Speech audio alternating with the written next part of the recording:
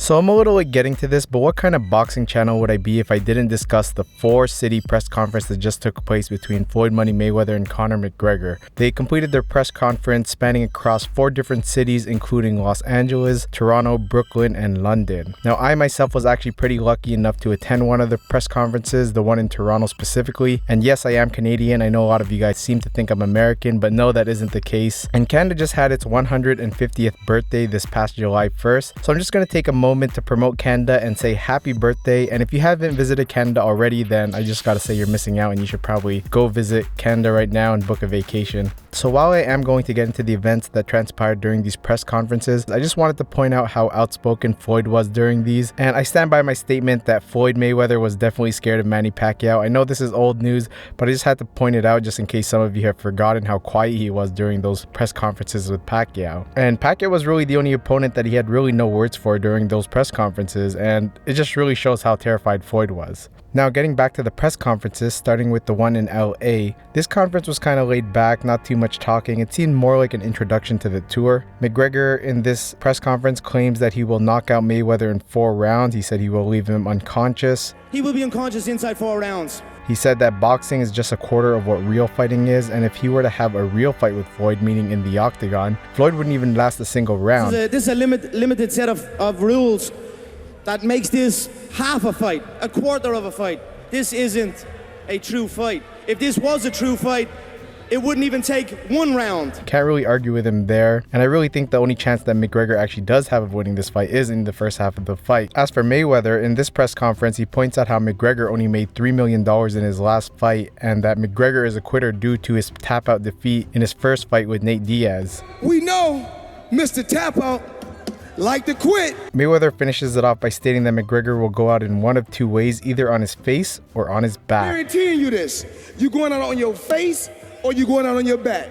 Another thing that happened is halfway through Mayweather's segment, McGregor's mic actually got cut off, and it was speculated that Showtime shut off McGregor's microphone, and Conor addresses this in the second press conference. Moving on to the Toronto press conference, McGregor really starts going off. In my opinion, this was the most entertaining press conference of all of them. I might be a little bit biased because I witnessed it in my home country, but most of the people that I also talked to also agreed. It definitely seemed like McGregor used up all his trash talk and all his comedy for this event. McGregor kicks it off by telling the crowd to chant the Mayweathers. When I count to 3, I want this entire arena to scream the Mayweathers. 1, 2, 3, the Mayweathers. Then proceeds to say Showtime too while he's at it, and then he calls Steven Espinoza a weasel, who was the vice president and general manager of Showtime, which I thought was hilarious. Showtime too, you little weasel. Look at you, you little weasel. I can see it in your eyes. You're a He points out that he believes that they had something to do with his microphone getting cut off in the first press conference. Cut my mic off! Cut the Champ's mic off! Hell no! You weasel and you And he proceeded to making fun of Mayweather's age, saying why is he dressed like a breakdancer and why is he carrying a school bag on stage when he can't even read. What are you doing with a school bag on stage? You can't even read! Your stripes movement to support. Hi. Okay. Hi. I'm Floyd Mayweather, and I'm Floyd. Some people seem to think that that comment was a little bit below the belt. There were a lot of other things that were said as well, but I'll leave links in the description box below if you're interested in watching the whole event. Moving on to Mayweather, he started with his predictable hard work chant, but it seemed like nobody in Toronto was really a Mayweather fan because I only heard one person in the crowd yelling back dedication. Most of the crowd just yelled for Floyd to pay his taxes. Mayweather then proceeded to defend himself, saying that he does numbers and he makes money, so who cares if he can't read. I'm the motherfucker that can't read. Bitch, I do numbers. I make money. He then dared Conor if he's really confident in himself to bet his entire paycheck on the fight. If you believe in yourself, like you say you believe in yourself, bitch, your whole fight check, you.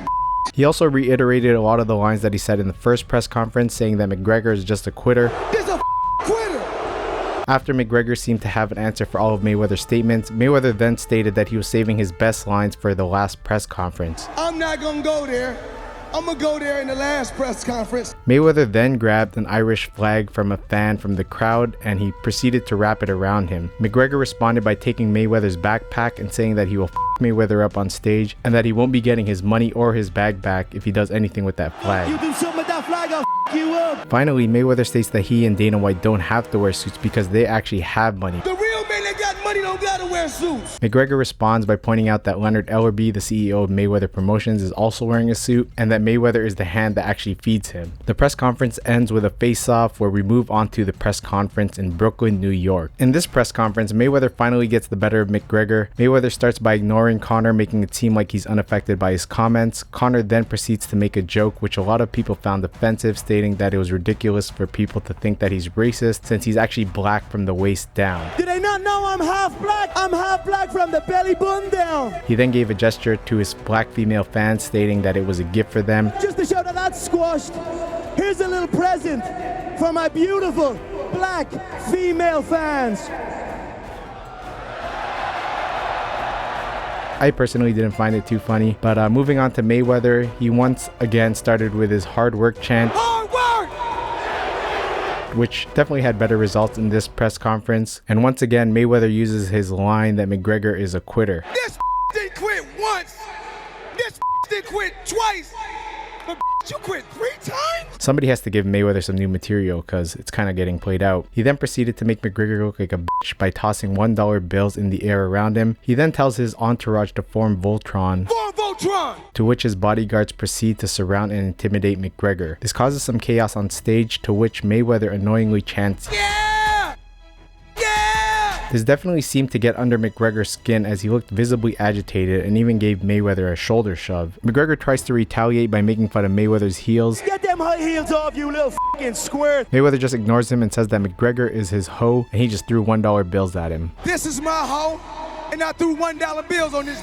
Finally, getting to the last press conference in London, England, which took stage on a boxing ring. I really liked the tiger stripe sweater that Mayweather wore, while McGregor looked visibly hot and he was very sweaty in his suit that he was wearing. McGregor starts things out by stating that he's 29 years old and is about to quadruple his net worth with just half a fight. Now here I am, 6 weeks out, about to quadruple my net worth with 1/2 a fight. Saying that boxing is only half a fight since nobody's gonna knee, kick, or elbow him. You mean no one's gonna kick?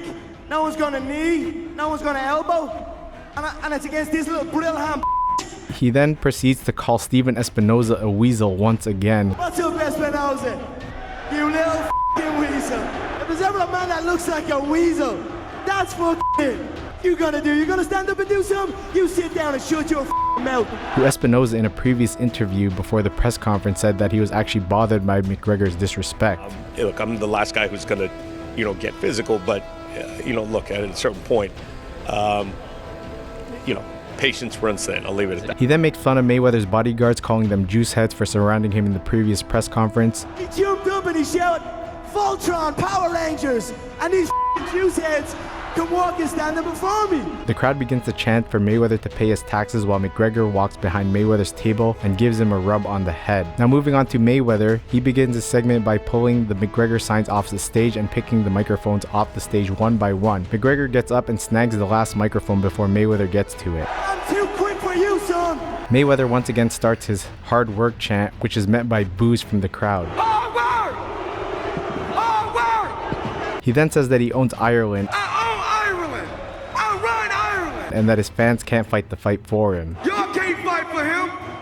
Y'all can't fight for him. He then tells Dana White to keep pimping McGregor and that Dana White is the pimp and McGregor is his hoe. You the pimp and this your hoe. Mayweather then tells McGregor not to worry about him touching him, responding to the head rub that McGregor gave him, saying that he's not going to do that till August 26th, where he's going to knock him the f*** out. I ain't going to touch you till August 26th. I'll throw you in your motherfucking neck. I might not do the same. You the f*** out. To which McGregor actually responds, not with those brittle hands. Not with those brittle bitch hands. Mayweather then proceeded to call McGregor a microwave meal while he was a home-cooked meal. This is a microwave meal. I'm a home-cooked meal. I thought that was a rather strange analogy. Mayweather then claims that he runs the octagon. I run the octagon. And you say something else, I'll whoop your ass in the octagon. To which McGregor responds that after he beats him on August 26th, he's going to make Mayweather face him in the rematch in the octagon. When I spark you August 26th, I'm gonna make you face me in the rematch in the octagon.